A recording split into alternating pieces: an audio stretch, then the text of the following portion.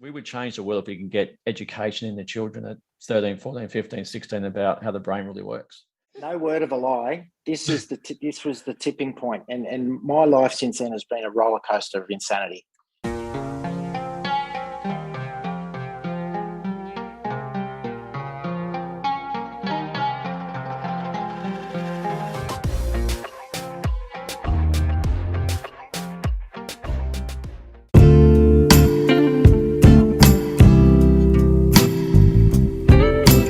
What's going on, people? This is where you want to be. Welcome to Spiritual Needs TV. Thank you for joining me today and welcome back to another episode of A Chat with Jay and Cortez. And we have two special guests for you today. They are the Fifth Dimension creators and owners. We have Greg Riley and Michael McNair.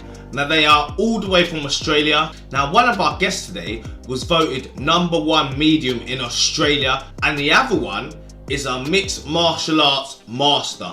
Greg and Michael have spent the last decade dedicating their lives to help people reach and strive to become their true authentic selves and to reach that level of happiness within inside of them without having to look outside of them. Now, there's going to be 3 parts to this video because there is so much information. I don't want none of you to miss any of it. We're going to meet you inside this video. I thank you all for watching, showing your love and support. Remember, hit that like button, hit that subscribe button. I love you all. Stay blessed. Namaste. But today we have 2 of the greatest individuals in Australia who care about people getting the best out of your life and helping others become better. Just to give you a bit of a quick rundown, these two fantastic individuals run a business called 5 Dimensions, which I did a course. I was honored to do a Shadow Warrior course, which is basically looking deep inside you to become better and see what you can do and what's happening within your life that is affecting you at the time. And start by how you first got together and how the Fifth Dimension program started for yourselves, if you don't mind. It's probably a great question. Yeah. If you can remember, that is. How far back do you want to go? Just taking you back. Go right into it, Greg. Yeah. It's a bit of I'll make the long story short. So I'll give you a bit of a background about me and where I've come from, right? So I was brought up Catholic. The whole thing about, you're a sinner and you've got to repent from day one, right? Mm-hmm. Anyway, so I went through my teens, played a lot of footy, played, very, very good at sport in some areas. And went down that whole thing about what is success, what do you want to be when you grow up and all that kind of thing. So it was drummed into me that success is about your job and success is about how many women you pull and all that kind of stuff. All that macho bullshit, male shit. So anyway, so then you get in the big bad world. 17, I started working for a bank, one of the big 4 banks here in Melbourne or Australia, in a cadetship, and went through that and basically had everything. I had the job, I had the whole lot, I had the money, I had enough drugs up my nose to pack my stick out in the first 3 or 4 years. So between the ages of about 17 and about 21, there's a bit of a gap there. Partied really hard, but I got to the point where it was meaningless. It really meant nothing. Mm-hmm. You're having these, great times, but you're not having great times, and you may have things materially, but you're hollow inside. So, yes. And so that led me down the path of martial arts, and I'm a very novice martial arts. Michael's a lethal weapon. He'll tell you about his stuff. He's literally got black belts everywhere. So I did meditation, martial arts, trying to find more about that deeper stuff. So I'm going to these meditation places in a full-on suit. Everyone looked at me going, "Why are you here?" But it was really good because I'm this banker that was going to do that. So and it sort of opened up what I used to do as a child. I used to do astral travel or astral projection when I was a kid, when I was about between 7 and about 10. So and that sort of stopped when I was about a teenager. But that started to reactivate. Did you know you were doing that at the time? Did you know you were? I thought it was just normal. I thought everyone did it. Right? I realized it wasn't normal. So that stopped when I started puberty and stuff. But and then so started really going into what happens after we die, because the whole Catholic thing about And then my father had bowel cancer when I was 15, and he survived, but it brought up the whole thing about, well, what really happens when you do die? So I went in the whole thing, and then did all the psychic stuff and did training in that area there. And it's all just evolved over time about, giving readings for people and going more into that nature of who you truly are, nature of consciousness, nature of self, and just read book after book after book, course after course after course. Yeah, Greg, I just want to butt in there for a minute. I just wanted to say, just you want to check out anyone watching the video now, there's a preview which I put up about you guys being on our show, and I actually put down that you were voted Australia's greatest psychic on Channel 7's The One. So yeah, I think, I just thought I'd mention that. Yeah, sorry to interrupt there. That was back in, I was living the double life. I was still working in the bank and doing, clients on the side and stuff like that. And that, yeah, so I basically won Australia's best psychic back in 2011. That changed a lot of things. But, I've back in about 2008, I really didn't like doing the psychic readings because people were just they wanted to be told what to do. There was never this thing about self-motivation and all that stuff. So I started down the hypnotherapy, therapy side, counseling, and all that stuff. And I started from there. So the real passion started back in about 2008 about really finding people and helping people to find their purpose. And so that's where I learned, the hypnotherapy side of things and how the brain works, and which was great because you've been able to blend the psychic stuff, the intuition stuff with that. And then fast forward a number of years, a marriage breakdown, and now found my, partner in life, and she's fantastic, got 3 kids. But I was sort of at a crossroads with sort of my life, a few years ago. And there's a friend of ours named Craig Harper, who's literally the man.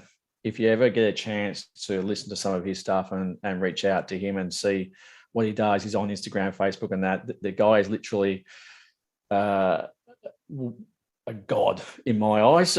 And what was his name again? Sorry, Craig Harper. Craig Harper. Okay. He's a fitness guru here. Cortez, actually, you'd love to talk. I'll tell you, we can get him on the show, mate. I'll tell you, it wouldn't be a. Yeah. Would be a bet. The fitness bit's a front.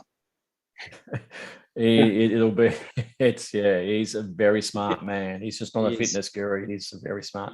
So so basically, something, it popped up on my Facebook feed, and I thought, don't know who this guy is. I didn't actually know who Craig was, and so it just popped up, and I'll have a crack at this. It was a course, and then I didn't realize that how profound that was going to be. It was a 6-week course or 12-week course? Well, it was meant to be 6 weeks. It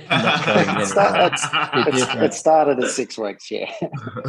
And that's how Mike and I met. We met through there, and it was through that, and then started 2018. Yeah, so we had a really strong bond from that. On the second week, people found out I did ayahuasca, and that things down another rabbit hole after that one. And I dragged Mike into that world, and he hasn't looked back since. I think from there it's just been a natural evolution of trying to find people where they can find their true happiness, their true joy, and find where. And what we do is really simple. And Michael will speak after this about he's much more versed in the esoteric stuff than me, but in the Western world, we're so conditioned that success is material stuff. Success is what you have, what you own, what your car you drive, the house you got, how you look in front of everybody else. And we got more rates of depression. We're more connected. We got more anxiety, all that kind of stuff because of what we're told is, whatever. And, what we try and do is bring it back to simple things about who are you being and what is success for you, and strip it right back to the real core stuff and it really is as simple as who are you being? Day to day, and what does that look like? And we're pretty straight to the line. There's no fluffy stuff. There's some very tough conversations sometimes, but we help people try and realize it's an inside out kind of experience. We help people connect on the inside, not the external. And once you find that inside part, miracles happen. Your life is never the same once you find that place of that true happiness from inside. And then it's all about who are you being in the moment for moment day. What do you represent? And it's just we've got a great life. It's fantastic to be able to help people find that true place of who they really are, and they're not in a wishy-washy way, but a really strong, committed, deep soul, spiritual connection. We sort of just come around the idea that we've got so many things we can do and help people, and we work really well together. And there's things that I can't do that Michael does. I sit there in awe of what he writes sometimes and think, fuck, I've got a year 12 high school, packing them higher education, right? Stuff that Michael writes is off the planet, and I'm sitting in awe of what he does. And we've got different talents in different areas, but it complements each other so well in what we do. And there's just a passion that it comes from a heartfelt place. So we just want the best for people, and that's sometimes that's a hard conversation to have with people, and just sit down and go, everything you're doing right now is external. None of it's internal. And it's being able to bring people back to where is true happiness for them? Where is that place of contentment and joy and connectedness, and having those relationships with people, and being raw and authentic and passionate and driven and purposeful and all that kind of stuff. And we've picked up things along the way, but we've got a really good framework now it's called a framework because it flows. There's not a set. It's every single person we deal with, you won't get the same. We're a big thing about we're a done with you program, not a done for you, or it's a online course where you go away and it's self-study or anything like that, because Michael can speak a bit more about this. But if you look at the statistics for self-study, I think 90% of people who do self-study don't finish the course. And I think it's around 50-60% don't even start the course. We help you build that connection. We help you build that purpose, that soul, that real strong, authentic self that has deep connection with people, deep connection with yourself, and you have real joy and real happiness and access to consciousness and flow states and ecstasy, and and still have ups and downs and bads and goods, and but to be able to deal with life and understand that life and we get some really weird conversations that reality is exactly what you make it. It's all about what you think. 100%. And when you start down that line, people kind of go, no, dude, this is about you. All this stuff is about your thinking about it. And people, I'm surprised. We would change the world if we can get education in the children at 13, 14, 15, 16 about how the brain really works. 100%. But we jam it full of shit. The big thing I was going to say, you missed out one big word that I reckon is very important that I got out of you too: awareness. Absolute awareness. Yeah. Oh, biggest word you can have. It was just amazing. The awareness. Having conscious awareness was just phenomenal. You know what? Fail. Fuck up. Screw up. And you can swear all you want in this thing because he's a king swearer, so am I. So, yeah. Right. But it's one of those things like we don't try and be your Tony Robbins where it's all rah, rah, hey, we're about authentic living, that you're going to have bad times and sad times. It's about what you do about it. It's about, here's your growth. How you're going to, go through this. But I've talked enough. Michael, I could listen to you all day. We got time. Don't worry. Well, welcome to my world. I love it. Yeah, I think Greg's been very humble. I think a bit like you, Jay, Greg had such a profound impact on my life at precisely the right time, which is, of course, exactly the way it happens, because there is no other way. We love it. That's it. And so if I blame because I did take him down the psychedelic realm. He's never going to forgive me for that. But we're going to talk about bikes here. We'll come back to that because we'll tell the whole story, because it unlocked doors and truths for me that were profound, and as those doors opened, it became obvious to me that was a necessary part of my journey, and it was really taking me down a path that I knew intimately was there, but I'd been avoiding. It's kind of that subconscious, unconscious, conscious development that you have to go through to really wake up. So if I go back, a little bit like Greg, I've got memories of being, what people would call spiritual or connected to other experiences as a kid, and I'd forgotten about those. I had quite a happy childhood, and late or midway through secondary schooling, had a couple of bad experiences where, in simple terms, I was at an all-boys school and got accused of being gay and became the brunt of a lot of people's jokes, and life got pretty hard pretty quick. So I went into a real shell for a few years, and after I left school, I disconnected from that life, and I kind of needed to, because being bullied and beat up and all that sort of stuff is not fun. And as a vulnerable young male, who was a very sporty, athletic kid and very competitive, it was pretty challenging. So I went to uni, was pretty lost, pulled out of that the first time around.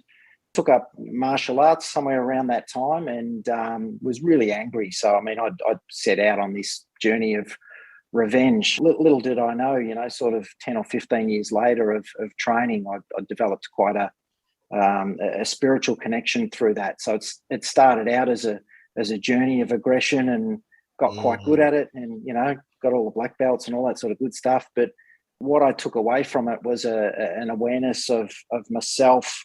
That wasn't so much a spiritual development, but it was kind of like laying the groundwork for what was to come. Mm-hmm. So in the background, a bit like Greg, I went to a Catholic school, grew up that way, and was part of the church community. What was really healing for me, at least at the time, was I was about late 19, maybe 20. I met with this girl who was gay, and she was like a soulmate. So she was somebody that I guess took all of those shadow aspects and all that drama that I'd taken on through school and actually showed me a world that she was part of that was really quite joyful and connected and loving, and all the stuff that I'd probably not allowed myself to be. That was really, really powerful. And out of that, strangely enough, I ended up connecting to a group of Pentecostal Christians and got baptized as a born again Christian in what's called the Narooma River here when I was, I don't know, maybe 19 or 20, which, at the time, I guess I was looking for answers. I'd been through a lot of hurt. These people were beautiful. They were, really loving, caring people, and felt a connection to what in that world we called the Holy Spirit or God or whatever you want to call it. And it was really quite profound and beautiful. I guess I was still quite spiritually naive and young and vulnerable. So, I was probably at a place where I jumped at anything that I thought was going to take me to that place where I just felt better without the maturity and the wisdom to really process a lot of what had gone on leading up to that point. Mm-hmm. Anyway, shortly after that, I was really fortunate. I met my wife, who I'm still married to, 21, 22 years later. She's just the most beautiful human being, a rock. We've had 3 kids together. They're grown up and despite everything that's gone on, she's been the one that's there holding the fort while I go through this crazy journey of remembering who I am. And probably scratches her head most days thinking, what the hell is this going on? So anyway, we'll fast forward a bit because there's some crazy stuff that happened in between. I feel like my life's been one big synchronicity and maybe a lot of people feel that way, but it's kind of cool. So I get to this point where in 2016, I lost my dad to cancer. In 2017, I took up road cycling as a kind of a way. He did it when he was younger, and I wanted to basically just raise money for cancer and send him off. It was kind of like my parting remembrance, if you like. Got most of the way through the year and had a pretty severe accident, nearly died towards the end of the year in September. So I fractured my femur and had some pretty nasty sort of complications with that. Ended up in hospital and then I was basically at home for months learning how to walk again. And I got myself into a really dark place because when you can't do anything except lay still and rely on everybody around you, you have a lot of time to work with your shadow, let's say.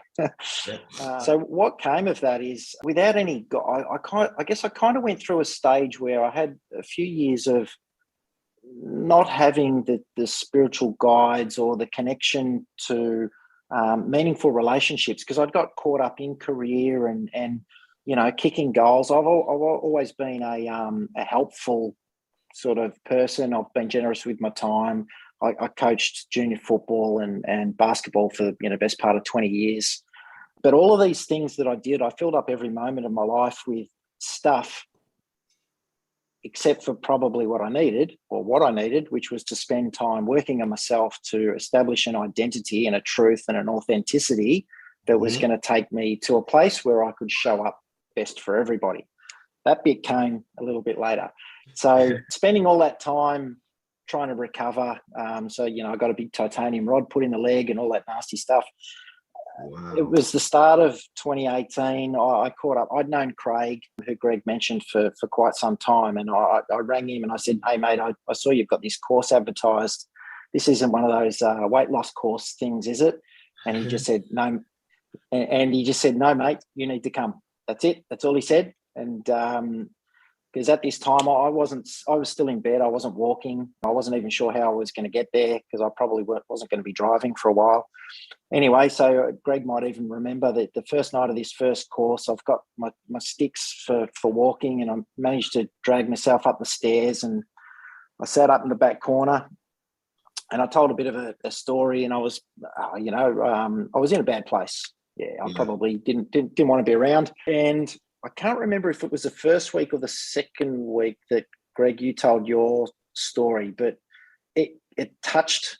So it touched something. And when he spoke of his experience with ayahuasca, I'd been pretty much straighty 180 my whole life.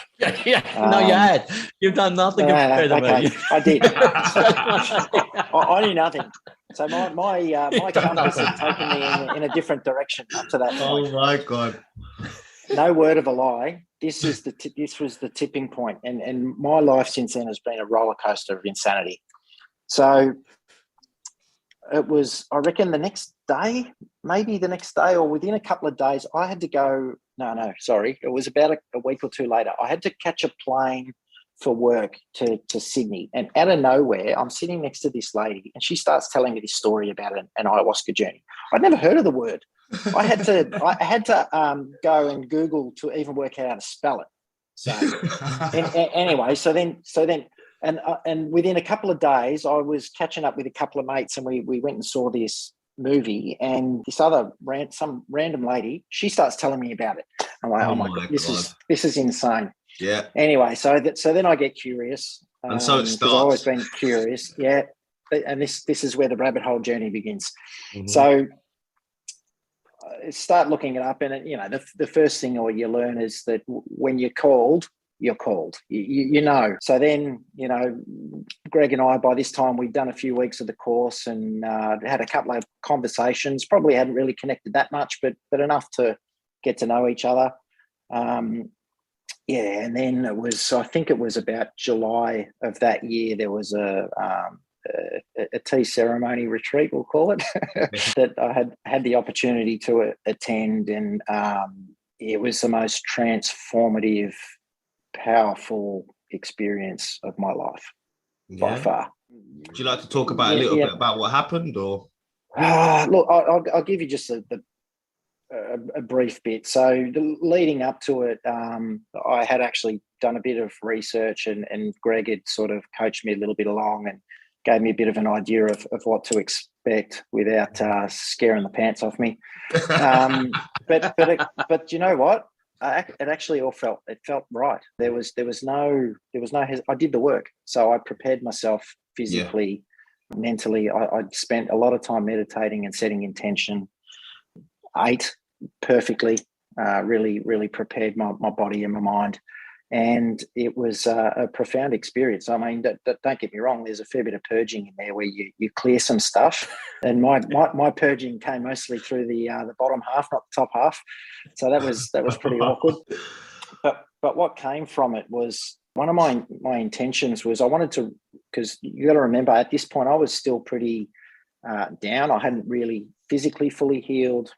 Mentally, emotionally, spiritually, I was still in a pretty yuck place because I kind of hadn't worked out what my life was all about, and I'd kind of wondered meaning, purpose, all that sort of stuff, and we can get into that later in the show. But I had this incredible experience where I relived all the joyous moments of my childhood.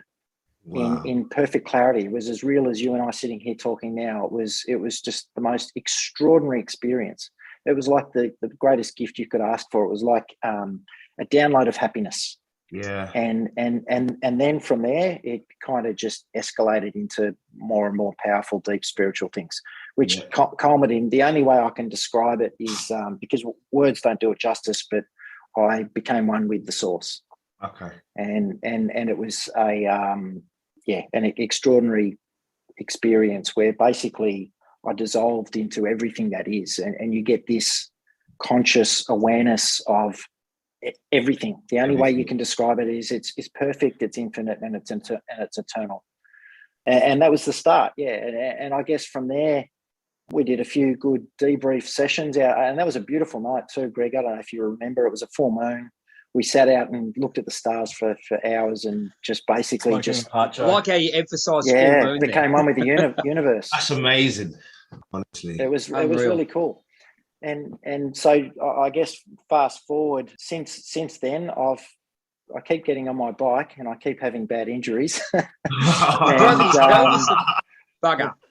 So I've had in between then I had some time off with a broken neck and a broken spine and more recently Michael. A fractured pelvis. You gave up by now, when So he's given up the road bike. That's the plan anyway. Yeah, I know. I'm actually looking at it. It's just in front of me on the other side of the computer. But in between that, there's been some extraordinary spiritual growth. And, I'm so grateful for Greg's friendship and the opportunity that we have to work with people like Jay and others where we basically help people rewrite their future, rewrite their present and put a different lens on their past so that they can show up and be their best selves. I mean, we have a podcast together that we call Unlocking the Secrets to Human Potential, but it's really Could you send me that? Showing people. Could you send me that information, Mick? If you don't, sorry to cut you off. Could you send that information to the group chat so we can chuck it on so everyone can have a listen to it too? Sorry to cut you off there, mate. Yeah. No, not at all. And to get back to the point you raised earlier, I mean, you basically said my two favourite words, conscious awareness. So, I've taken the time to listen to quite a lot of Ram Dass over the last couple of years, and I think he just sums it up beautifully that, when you're in a state of loving awareness, you invite a different energy into your life. And through that, you connect differently with people. You connect differently with yourself. Yeah, and my big thing is trying to understand who I am is about, seeing myself through my eyes, through your eyes, and unpacking who I am relative to everything. And the more I come to an authentic truth about that, the better I can, support myself and those around me.